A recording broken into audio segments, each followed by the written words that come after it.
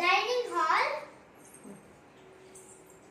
Mummy recent గా machine తీసుకుంది. ఇప్పుడు సమ్మర్ కదా, ఆరోగ్యానికి మంచిదని కుండ పెట్టినాము. వింటర్ ఆఫ్టర్నూన్ టైమ్స్ మంచి గాలి వస్తుంది. స్టార్ట్. ఇదైతే మా స్టోర్ రూమ్.